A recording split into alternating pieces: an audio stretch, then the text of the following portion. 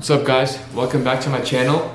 In this video we're just going to be discussing about the importance of having systems and learning how to delegate all of your work in business.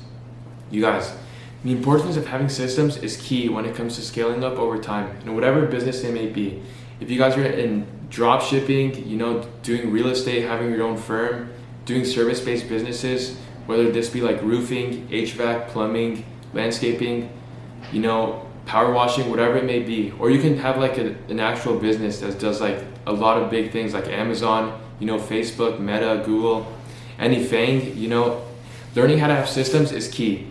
You guys, when it comes to business, you guys have probably read a book called The E-Myth, which is a really popular book, which is, it just explains the fact that why most entrepreneurs fail, why most businesses fail.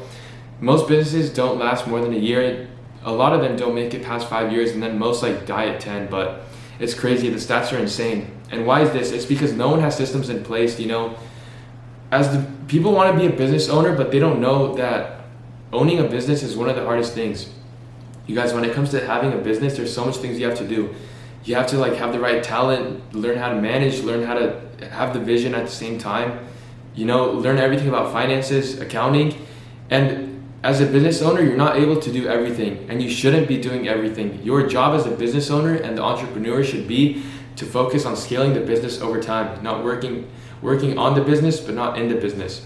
You guys, according to the E-Myth, there are 3 different personalities within business: the entrepreneur, the manager, and the technician. Let's dive into what each of these represent. You guys, I myself, I'm super entrepreneurial. And what does this mean? That means that I'm always looking to innovate, looking how to put new ideas into the marketplace ASAP. What is your speed of market, and what's going to be your go-to-market strategy? How are you going to do it? But most importantly, is it going to be a good product, a good service, or a good offering that can actually bring value to the world and not just compete with others? Because you guys, if you're competing, you're going to lose. You guys are supposed to create, not compete in the business world, in whatever niche you may be in. So you guys, let's dive into the entrepreneurial personality. This is the person that's he's a visionary. He's looking what new ideas he can put out into the marketplace and how to make them happen. He's working on the business and wanting to grow the business over time. He's not doing any technical work. That's the thing. The second personality is the manager. This person is the one who, let's say he's the one who schedules everything. He has all the systems in place, the right calendar set up, when this is going to happen, when we're going to hire this employee, when we have this interview, when our finances are due, everything. This guy is the one who plans everything. Like I said, whether it be like from finances, accounting, like when are our pay stubs due, when's like payroll due, like how much is payroll, everything. This is the manager.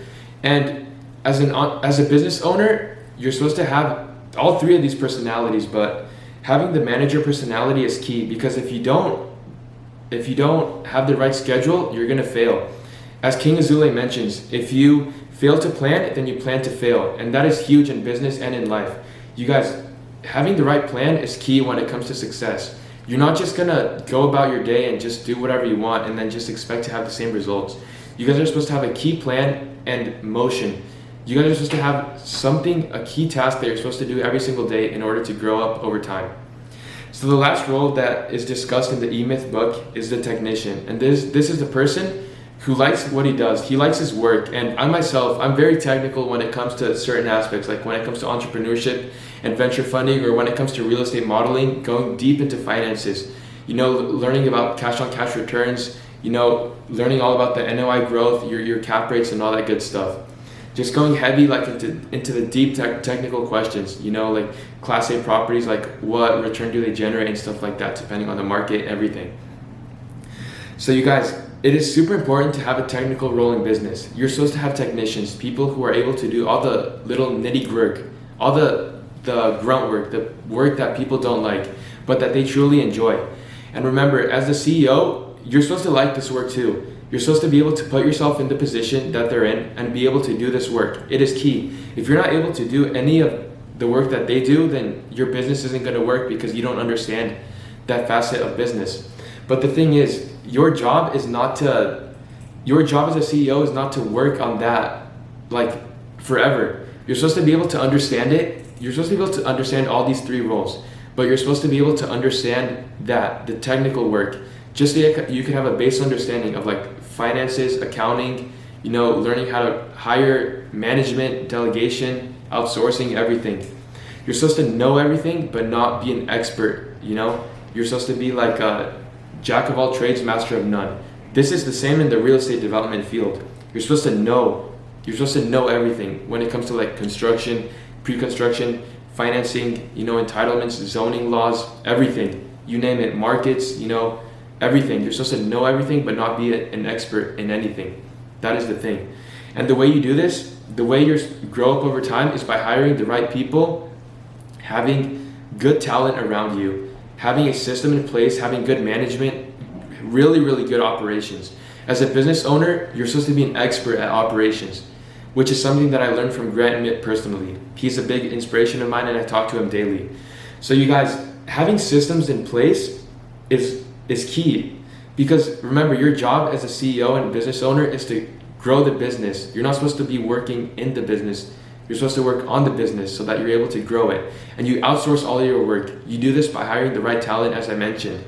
And this is huge. If you guys aren't able to do this as your business, you know, it's doomed to fail. It is going to fail because you can't do anything. We don't have enough bandwidth, you know?